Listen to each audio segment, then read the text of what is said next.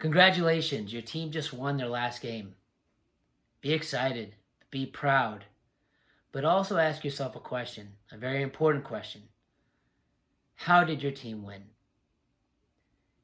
In soccer, especially at the young age groups, this is a very important question. Everyone loves to win. You want your kids to step on the field to compete to win. You're trying to teach them the skills they need to win the game because that's the game. You step on the field and you're trying to learn how to play the game. And, the point of games are to win. But how is just as important because the how is what really answers the question is if you're teaching them how to win in the correct way, that your philosophy in terms of how to help the players win is about their development and growth and not just about the win. Because again, we don't want them just to win today. We want them to win 5 years from now as well. And the only way that happens is if they're learning and developing. So when you come off the field after a win, be happy, but also ask that question. How did I win? How did the team win? Did the team win because one player scored 6 goals?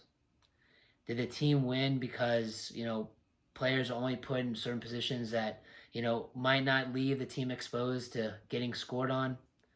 Do you leave only your strongest players in certain positions? Do you not move your players around so they get the chance to play other roles and learn other aspects of the game? I ask these questions because, again, it's about how we're developing and teaching the players as much as trying to get the end result. It's not one or the other, but we have to make sure that we're trying to win the correct way and helping the players learn and develop the game and grow. Now, with all that said, do we just randomly move players around and just put them in different positions and, just to do that, say we're rotating players or, no, it's not that either. The idea is that as a coach, as a team, we're looking at trying to help players develop and grow, not just in one singular role, especially at the youngest age groups, but learning all the skills they need to play the game. And you do that in practice, you do that in games. I don't just play a player in a position because they need to play that position. I put a player in that position and try to help them be successful in that position.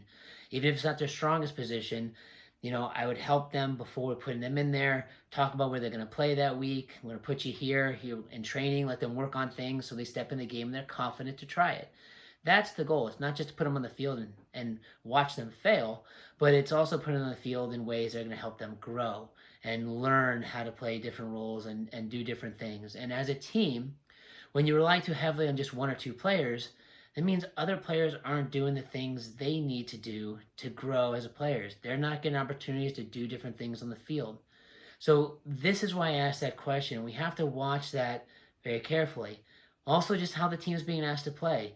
If you win a lot because every time you get the ball, you're kicking it as hard as you can forward, chasing after it, and you're bigger and stronger, and you can outrun the other team and force another goal, you're going to win a lot of games at the youngest age groups. It's going to happen. So a lot of times everyone's excited because we went 8-0, 9-0, 10-0, but no one's really paying attention of how we're doing it. And what will happen over time is if other players on the teams are learning how to actually play, that eventually when something like a physical advantage goes away and it comes down who really understands how to play the game, you are not going to win as much. And then the game's going to become much more frustrating because you've enjoyed it so much because you've won, but now you don't really have the skills to play. So asking that question about how we're winning individually and as a team is critical for coaches, parents, and players. Because again, it's a team sport, so we have to work together as a team and try to achieve the team goals.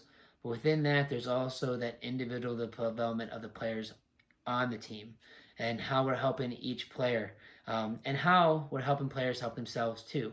So it's also the player's responsibility that if they want to play certain roles or do certain things, that they take on responsibility to work on certain skills to help them be more successful in those situations. So it's a two-way street. It's the coaches helping the players and also the players helping the coaches and helping themselves. But ask those questions when you win is how do we win? Are we happy about the way we win? And the flip side of that is when you lose, think about how you lost. Did you lose because the other team was just better that day? That happens. Did you lose because you're trying to play the game in a way that's going to help you learn and grow and win long term? Or, did you lose because You normally rely on one player, and that player wasn't there that day.